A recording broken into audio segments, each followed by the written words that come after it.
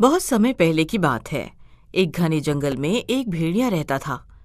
पेट भरने के लिए वो जंगल के छोटे मोटे जानवरों का शिकार करता था। देखते ही देखते जंगल के जानवर खत्म होने लगे और अब भेड़िया को बड़ी मुश्किल से ही कोई शिकार मिलता। एक दिन की बात है, भेड़िया भूख से व्याकुल इधर उधर घूम रहा था। सुबह से दोपहर हो गई थी, लेकिन उसे कहीं पर आज कोई जानवर खाने के लिए नहीं मिला। भूख से जान निकल रही है। इस जंगल के तो सभी जानवर लगता है खत्म हो गए हैं, या फिर मेरे डर के मारे वो छुप जाते हैं। अगर यही हाल रहा तो मैं कुछ दिन में भूख से मर जाऊंगा। ऐसा करता हूँ, मैं गांव की तरफ निकल जाता हूँ। वहां पर पालतू जानवर तो मिल ही जाएंगे। ऐसा सोचकर भेड़िया गांव की तरफ चल देता है। तभी जंगल के बाहर बड़े मैदान में उसे बहुत सारी भेड़ें घास खाती हुई नजर आती हैं। इतनी सारी भेड़ें, अगर मैं अभी जाकर एक भेड़ को पकड़ लूंगा तो बाकी की सभी भेड़ यहां से भाग जाएंगी। मुझे कोई ऐसी तरकीब लगानी चाहिए कि जिससे मुझे रोज भोजन की प्राप्ति हो। काफी सोचने के बाद भेड़िया भेड़ों के जाने का इंतजार करने लगता है। तभी भेड़ें एक बड़े सी बाड़े में इकट्ठा हो जाती हैं। भेड़िया देखता है, वहीं उसको चराने वाला चरवाहा एक कमरे में भेड़ों की खाल को इकट्ठा कर रहा है। ये देखकर वो खुश हो जाता है और उस चरवाहे के वहां से जाने के बाद वो उस कमरे में जाता है और एक भेड़ की खाल को पहन लेता है। अब मुझे कोई नहीं पहचान पाएगा। मैं भी उस भेड़ के झुंड में जाकर शामिल हो जाता हूँ और वहीं से ही रोज एक भेड़ को खाकर मैं अपना गुजारा करूंगा। भेड़िया भेड़ की खाल में भेड़ के झुंड में शामिल हो जाता है। एक भेड़ के पास जाकर बोलता है, तुम्हें पता है, मैंने अभी अभी एक बहुत अच्छी चीज उस कोने में देखी है। क्या तुम मेरे साथ चलकर वो चीज देखना चाहोगी? नहीं नहीं, अभी तो मैं बहुत थक गई हूँ। मेरा पेट बुरी तरह भरा हुआ है। अब आराम करना चाहती हूँ। तुम किसी और भेड़ को ले जाओ। भेड़िए की नजर सुबह से उसी भेड़ के ऊपर थी जो कि बाकी सब भेड़ों से मोटी थी। उस समय तक भेड़िए को बहुत भूख लग रही थी।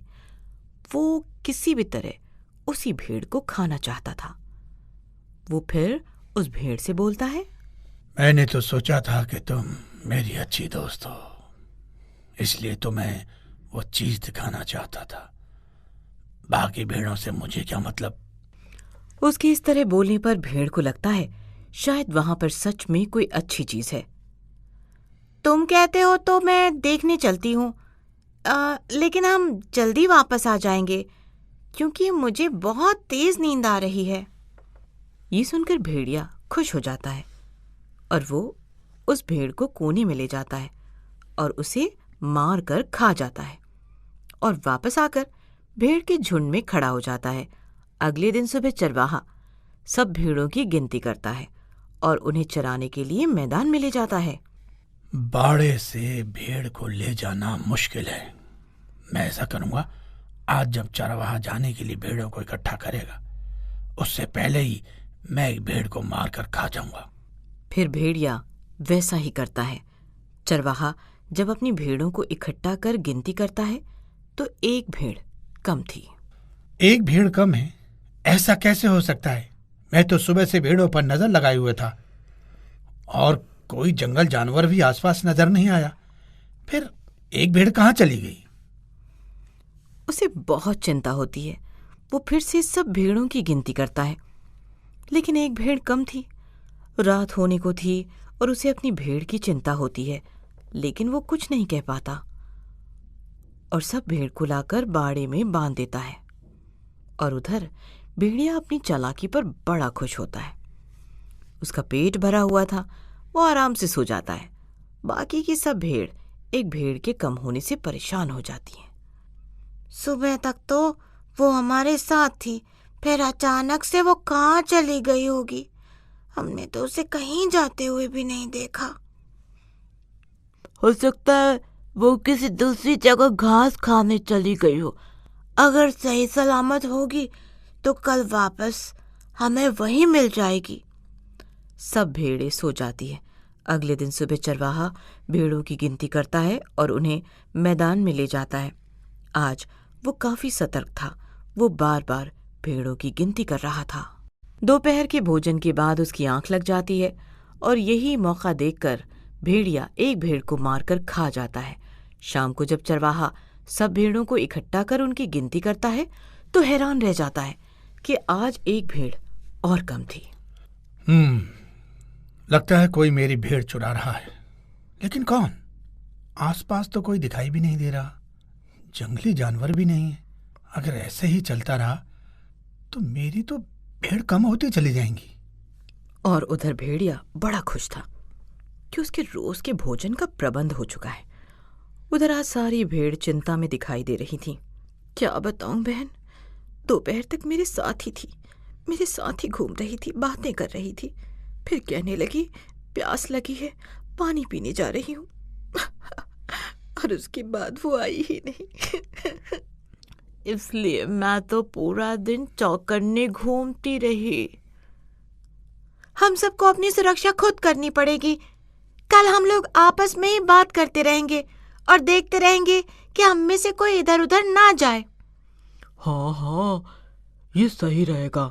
हम सब इकट्ठा रहेंगी और आपस में बातें करती रहेंगी। उन्हीं के बीच में भेड़ की खाल में भेड़िया उनकी बात सुन रहा था। तुम लोग कितना भी चौकन्ना हो जाओ, लेकिन मुझे कैसे ढूंढ पाओगी? मैं तो तुम लोगों के बीच में ही रहता हूँ और जब दिल आता है तब एक भेड़ गायब कर देता हूँ। ये बड़ी मोटी ताजी भेड़ लग रही है, यही सबको अच्छे अच्छे उपाय बता रही है। कल इसी को सपाचट कर जाता हूँ, फिर देखता हूँ किसको कितनी सलाह देगी। भेड़िया मन ही मन खुश था कि उसका आइडिया काम कर रहा है। अगले दिन चरवाहा भी काफी मुस्तैद हो जाता है। सब भेड़ मैदान में जाकर चरने लगती हैं। चरवाहा भी उनके बीच में से कई बारी गुजर चुका था और भेड़िया उस भेड़ के ऊपर नजर रखे हुए था। दोपहर तक भेड़िए को कोई मौका नहीं मिलता। फिर वो किसी तरह उस भेड़ के पास पहुंच जाता है। बहन, रोजाना एक भेड़ कम हो जाती है। मुझे तो अब घास खाने के लिए आना भी बड़ा अजीब लगने लगा है। पूरा दिन डर डर कर निकल जाता है। तुम्हारा क्या, मेरा भी यही हाल है, पर तुम्हारी आवाज बड़ी अजीब सी लग रही है। क्या तुम्हारी तबीयत ठीक नहीं है? हाँ, आजकल कुछ तबीयत खराब लग रही है और कुछ डर के मारे आवाज बदल गई है। अब क्या बताऊं बहन, मुझे बहुत तेज प्यास लगी है, पर हिम्मत नहीं हो रही कि वहां तक अकेले चली जाऊं। चलो मैं साथ चलती हूँ। इस तरह डर कर भी क्या जिंदगी जीना।